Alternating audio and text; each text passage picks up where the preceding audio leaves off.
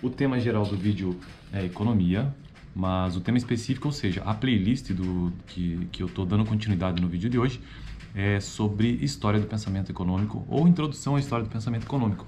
Já que o livro que eu estou utilizando para que está me ajudando a construir essa playlist é este livro aqui do Hunt, História do Pensamento Econômico, é um pequeno livro, então eu estou considerando ele como introdução. É um livro que tem um viés, ele tem um viés mais à esquerda.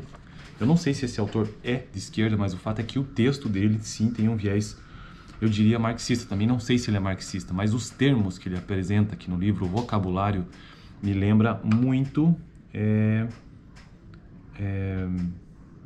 me lembra muito ou me traz à tona as memórias, né, as lembranças de ideias marxistas. Quando ele usa, por exemplo, força de trabalho, mais-valia, às vezes eu já encontrei isso no texto. Chama, hoje mesmo no texto que eu vou fazer a leitura aqui, ele chama pensadores como ideólogos. Então são termos assim que você vai lendo o texto e percebe que a visão de mundo dele é uma visão mais à esquerda. Agora eu não sei dizer em que escola exatamente, porque eu não conheço a biografia do autor, né? Mas como introdução à história do pensamento econômico, eu estou achando muito bom. Quando eu for aprofundar essa questão da história do pensamento econômico, aí sim eu vou pegar um autor um pouco mais equilibrado nesse sentido, ou que traz diversos pontos de vista, não me apresenta apenas um. Mas o fato é que hoje, o assunto do vídeo de hoje, eu quero tentar melhorar o vídeo anterior que eu gravei sobre o credo psicológico do liberalismo clássico. Isso porque eu tô no capítulo 4 desse pequeno livro, que diz assim, ó, liberalismo clássico e o triunfo do capitalismo industrial. Então eu já estou avançando no livro, capítulo 4. E aí ele começa esse capítulo tratando sobre a Revolução Industrial, eu já fiz vídeo sobre isso, dá uma olhada.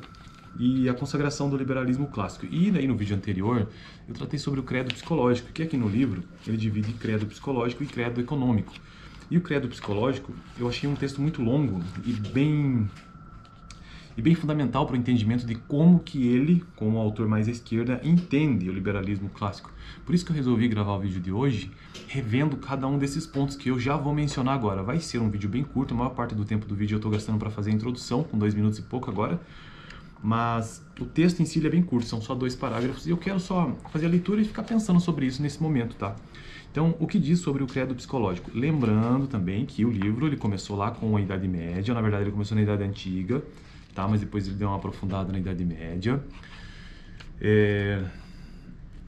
Depois chegou no mercantilismo, e agora nós já estamos no liberalismo clássico, século XVII, século XVIII principalmente. 17, né, até 1800. Bom, mas o credo psicológico, o que ele diz no primeiro parágrafo é o seguinte, ó, o credo psicológico dos ideólogos, esse é o ponto de vista dele, não é o meu, tá bom? Lógico. O credo psicológico dos ideólogos do liberalismo clássico baseavam-se em 4 pressupostos sobre a natureza humana. Então, esses 4 pressupostos é que eu quero entender um pouco melhor, mesmo que de forma introdutória. Ele apenas faz 1 ou 2 parágrafos por cada um desses pressupostos e eu quero ver o que é que isso significa, sabe? Passei muito rápido por isso no vídeo anterior. Então eu vou fazer um vídeo por cada pressuposto, para a gente poder entender. Serão 4 vídeos. O credo psicológico dos ideólogos do liberalismo clássico baseavam-se em 4 pressupostos sobre a natureza humana. Vamos entender aqui credo como crença, tá bom? Vamos ver então quais são esses 4 pressupostos que ele afirma aqui. Todo homem, diziam eles quem? Os ideólogos do liberalismo clássico, que ele não cita, que nominalmente, a princípio, quem são, né? Todo homem, diziam eles, é egoísta. Então esse é o pressuposto número 1, que vai ser o vídeo de hoje. Egoísta. Frio e calculista. Esse é o pressuposto número 2. Todo homem é frio e calculista. Essencialmente inerte. Esse é o pressuposto número 3. E atomista, pressuposto da natureza humana número 4. Então, quero fazer um vídeo sobre cada um deles, apenas entendendo de forma introdutória o texto dele aqui sobre isso. O vídeo de hoje, então, é sobre o pressuposto que os ideólogos do liberalismo clássico trataram sobre a natureza humana, o primeiro deles, que é egoísmo. E o que é que esse autor traz sobre isso? Mas antes de entrar nisso, propriamente dito, ele ainda termina o primeiro parágrafo dizendo o seguinte: sobre a discussão da teoria de que a natureza humana é intrinsecamente egoísta, ele nos remete ao capítulo 3, depois eu vou dar uma olhada para ver o que eu me lembro de lá. E aí ele começa afirmando o seguinte: a tese sobre o egoísmo defendida por Hobbes, então aqui ele já cita um autor, o Hobbes, Thomas Hobbes. A tese sobre o egoísmo defendida por Hobbes forneceu as bases dessa concepção. E aqui ele não coloca o texto, mas eu queria saber qual o texto que é, né? Os filósofos posteriores, que vieram depois do Thomas Hobbes, sobretudo Jeremias Bentham, matizaram-na com as cores do hedonismo psicológico, sustentando que todas as ações são motivadas pelo desejo de obter prazer e evitar a dor. Então eu vou repetir para que fique mais claro nessa parte final. A tese sobre o egoísmo foi defendida inicialmente por Thomas Hobbes, e ela forneceu as bases dessa concepção do egoísmo como credo psicológico, como um dos pressupostos do liberalismo clássico. Os filósofos, estamos falando aqui século XVII, século XVIII, tá? Essa influência toda, né? Os filósofos posteriores, sobretudo Jeremy Bentham, matizaram-na, ou seja, pintaram-na com as cores do hedonismo psicológico, que ele também não deixa claro o que é, sustentando que todas as ações são motivadas, e aqui ele tenta explicar, né, pelo desejo de obter prazer e evitar a dor. Então, o egoísmo, num primeiro momento aqui, significa obter desejo, obter prazer e evitar a dor, que para ele, no fundo, é hedonismo psicológico. Continuando, então, o texto, para finalizar, a natureza, escreveu Bentham, esse autor, submeteu o gênero humano ao domínio de duas autoridades soberanas. Então, a natureza submeteu o gênero humano a duas autoridades soberanas: a dor e o prazer. A dor e o prazer.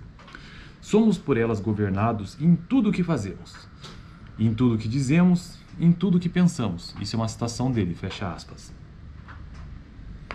Isso é do livro Uma Introdução aos Princípios da Moral e da Legislação, de que não tem o ano. Tem aqui 1955, mas não deve ser esse ano, né? Os prazeres diferem apenas quanto à intensidade. Não há diferenças de qualidade. Então, os prazeres, eles se diferem no ponto de vista quantitativo, né? Na intensidade. Mas não há diferenças na qualidade.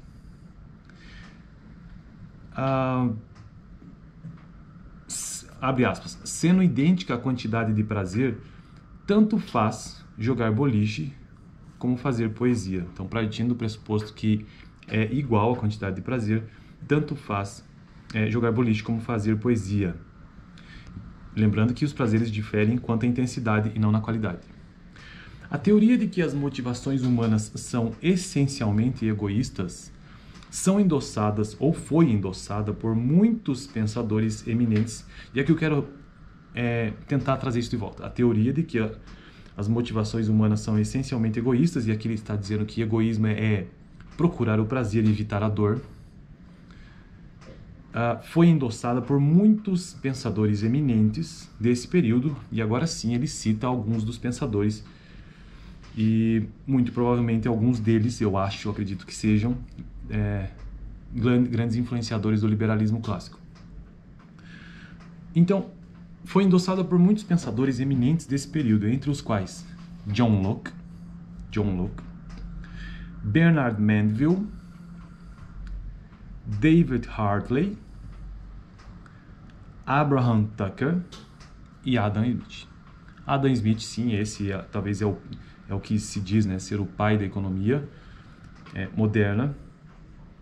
Então aqui ele diz que a teoria de que as motivações humanas são essencialmente egoístas foi endossada por muitos pensadores eminentes desse período, entre os quais John Locke, Bernard Mandeville, David Hartley, Abraham Tucker e Adam Smith. As ideias de Smith, ele finaliza esse parágrafo dizendo o seguinte: as ideias de Smith serão examinadas com detalhes mais adiante nesse capítulo. Então, eu achei interessante, e aqui acaba o vídeo de hoje, tá bom? Sobre a questão do texto.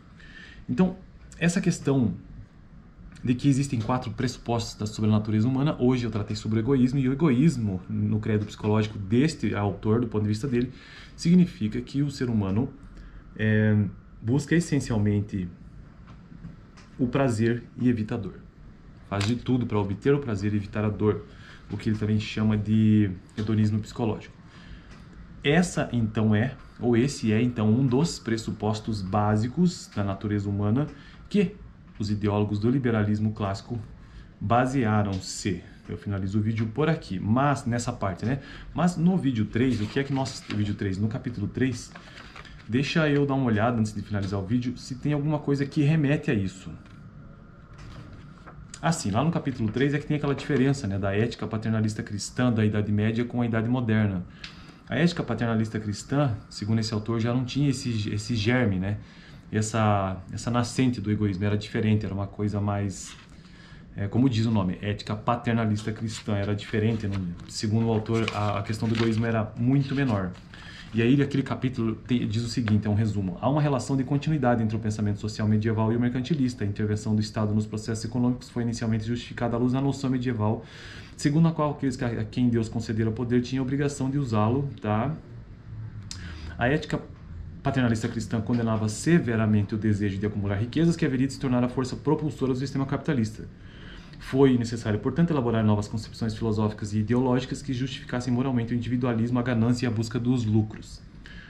O protestantismo e as filosofias individualistas lançaram os fundamentos